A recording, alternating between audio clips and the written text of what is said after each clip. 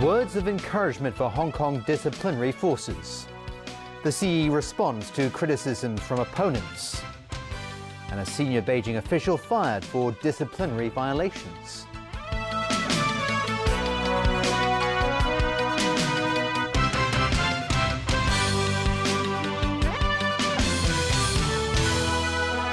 Good evening. National People's Congress Chairman Zhang Dejiang had words of encouragement for Hong Kong's disciplinary forces during a high-profile meeting with members of the Security Bureau today. He also reiterated Beijing's full support for Chief Executive Leung Chun-ying, saying he'd been working hard to resolve the city's difficulties. Zhang Dejiang met the team of Hong Kong delegates led by Secretary for Security Lai Tung-kwok at the Great Hall of the People this morning. Also present was the Director of the Hong Kong and Macau Affairs Office, Wang Guangya, and Director of Beijing's Liaison Office in Hong Kong, Zhang Xiaoming. In the hour or so meeting, Zhang said the SAR's stability and prosperity has been hard-earned over the 16 years after its handover back to China.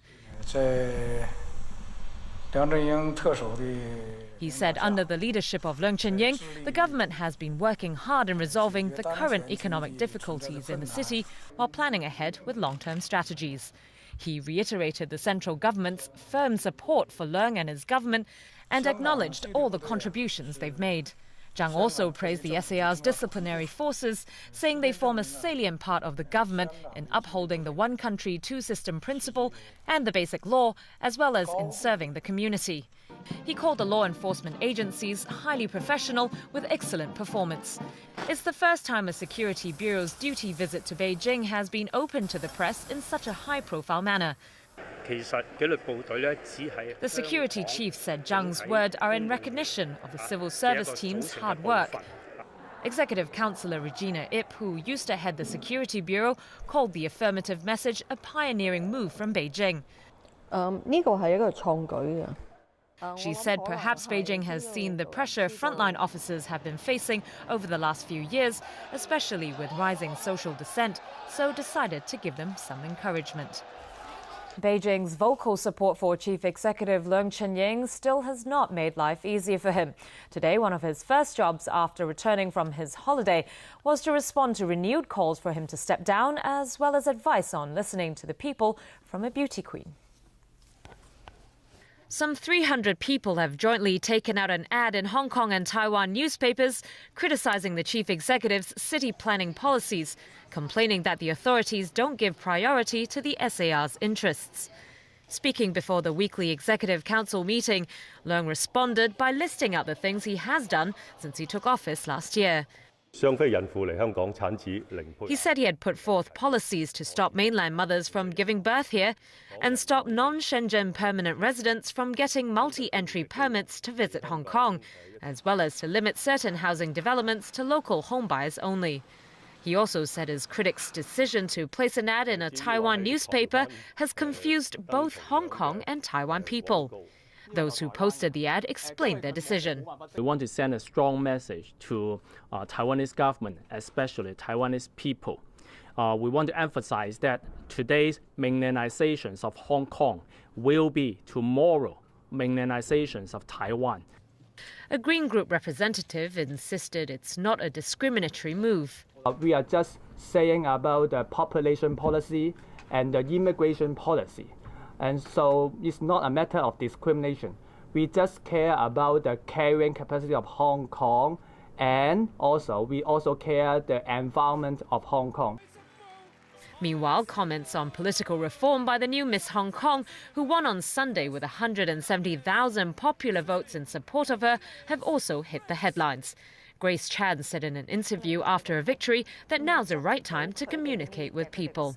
She suggested that the government should listen more to suggestions on universal suffrage. In response, Leung said he also supports universal suffrage and that he's very willing to bring the SAR a system of democratically electing the chief executive within his term in office. In other local news now, and the Long-Term Housing Strategy Steering Committee has put forward a set of proposals to meet Hong Kong's housing needs. Among the ideas, increase the supply of home ownership scheme flats and license subdivided flats in residential buildings. Vicky Kong has the story. Building consensus, building homes is the theme of the steering committee's consultation document. It's subject to public consultation between today and December 2nd. The committee has identified housing shortage, high rents and poor living conditions as the main reasons hindering quality living in Hong Kong. It's proposed the elimination of subdivided flats in factory buildings, but is in favor of licensing subdivided units in residential buildings provided that they satisfy fire and building safety regulations.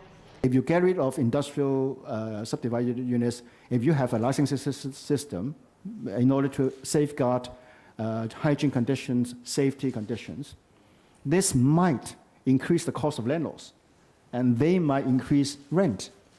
So there is a kind of dilemma there. The committee also proposed that 470,000 more housing units be made available over 10 years. The committee believes 60% of those units should be public housing and 40% should be built by the private sector.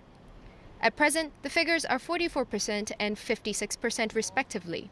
But the housing chief emphasized that low-income families and the elderly are at the top of the government's priority list, not youngsters. It seems rather unfair for graduates, since most of them, when they finish universities or their studies, they won't be able to look for a place to move in or a place to settle down. The housing supply will increase significantly in the coming 10 years. The steering committee believes the property market will not be affected too much because private developers will take up 40% of the new homes to be built. Vicky Kong, TVB News. Well, as part of efforts to boost housing supply, the government has now decided to build public and subsidised units in the Tai Hom village site in Diamond Hill. Officials originally planned to build private homes and serviced apartments there. Stephanie Choi reports. A housing think tank said some rural areas in the new territories, such as Yuen Long and Tuen Mun, are actually more urbanized than we think. In what they call now village trend area is actually a very urbanized networks being built up, for example, roads and other community facilities. Instead, the group called for the construction of medium-density residential housing units. It believes just 10% of the 900 hectares of rural land intended for development could provide housing for up to 300,000 people. We think the government should have the political determination as well as the kind of techniques and to handle the issue, to discuss with all the stakeholders with a will to release the potential of those land as soon as possible. Their appeal follows a move by the government to scrap plans to build hotels, serviced apartments and private housing in the Tai Hom village site in Diamond Hill. Officials have now unveiled plans to build more than 4,000 public and subsidized flats there. That is twice the number of units that was included in the planning department's original scheme. The department said it made the revisions according to public demand, but reactions were mixed as some voiced concerns about high-density living. Wong Tai Sin District Councillor Mandy Tam raised concerns about a possible wall effect after the department rejected suggestions for keeping the buildings to a maximum of 25 stories. The department is sticking to the 40-story cap. The Town Planning Board will examine the latest blueprint. Stephanie Choi, TVB News. The head of the body that oversees China's major state-owned companies was fired today. Beijing says Jiang Jianmin is suspected of serious disciplinary violations. Jiang headed the State-Owned Assets Supervision and Administration Commission. Before that, he was chairman of China National Petroleum Corporation, which has been the target of a sweeping corruption investigation that netted 4 top executives in recent days. As a full member of the Communist Party's Central Committee, Jiang is the most senior official to fall since the country's change in leadership over the past year. President Xi Jinping, who's also the new party chief, has made fighting widespread graft a key campaign of his leadership. Today's announcement came after the party's anti-graft watchdog, the Central Commission for Discipline Inspection, announced on Sunday it was investigating Jiang. Premier Li Keqiang says territorial disputes in the South China Sea should not affect the broader interests of China and ASEAN relations. Speaking at the opening ceremony of the 10th China-ASEAN Expo in Nanning today, The Premier stressed the need for the two sides to resolve the disputes through dialogue. Li said China and the regional grouping have enjoyed a golden decade of cooperation, and over the next 10 years they could build a diamond decade. Earlier, Philippine President Benigno Aquino announced the cancellation of his trip to the Nanning Trade Fair. Philippine officials said the decision was made after Beijing demanded that Manila first withdraw a UN arbitration case over disputed islands in the South China Sea. Turning overseas now, both the United States and Syria are stepping up the rhetoric over a possible American strike. And as the number of Syrian refugees now tops the 2 million mark, there are now growing concerns about the human cost of war. This is becoming a major humanitarian crisis. According to the United Nations, the civil war in Syria has now forced more than 2 million people out of the country, and more than 4 million others are displaced within its borders. That's made Syria the nation with the largest number of people torn from their homes. Still, the war drums continue to beat. US President Barack Obama won conditional support for military action in Syria from two Republican senators, John McCain and Lindsey Graham, after they met at the White House yesterday. If the Congress were to reject a resolution like this, after the President of the United States has already committed to action, the consequences would be catastrophic in that the credibility of this country with friends and enemy and adversaries alike would be shredded, and there would be not only implications for this presidency but for future presidencies as well. McCain and Graham said earlier Obama's plan was too weak to change the course of the fighting in favor of the opposition. In France, President François Hollande's government, which has voiced support for the American military campaign, made clear his country would not be acting alone. The French Prime Minister said Paris aims to build a coalition of countries to back a strike against President Bashar al-Assad's regime. Assad, in an interview with the French newspaper, hit back. He warned France to steer clear of policies hostile to his country, or else the state will be their enemy. And in Damascus, Syrians have been pitching tents as part of the Over Our Bodies campaign to organize human shields at potential targets in case of military action.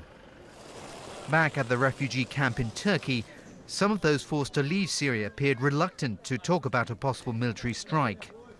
No doubt ambivalent about the consequences of war back in their homeland. And still to come in the news. 72 witnesses to be called in Rafael Hoy's trial. Rugby action at the National Games. And a dream come true for an endurance swimmer.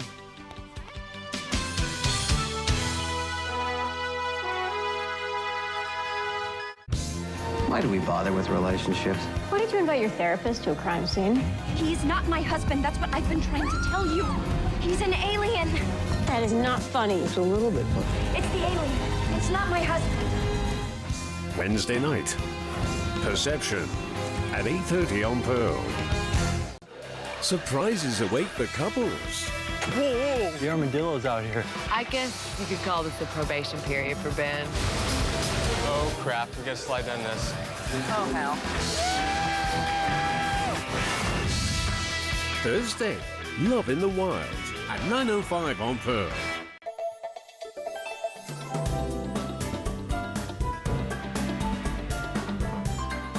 Celebrating the 25th Macau International Fireworks Display Contest. On September 14th, 19th, 21st, 28th, and October 1st, 10 international teams will light up the sky with vibrant sounds and colors.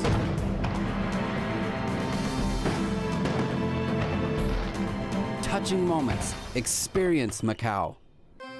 原來建築物嘅耗電量佔全港嘅90%，亦佔碳排放60%。最嘥電嘅係冷氣機。夏天人人都開冷氣㗎啦，着少啲咪唔使嫁到咁凍，慳啲電咯。你返工唔着西裝㗎？返工都可以着得輕便、有型又專業。9月10號參與輕型上班日，就係咁簡單。參加埋香港綠色建築週9月舉行嘅活動啦。Next on Project Rome.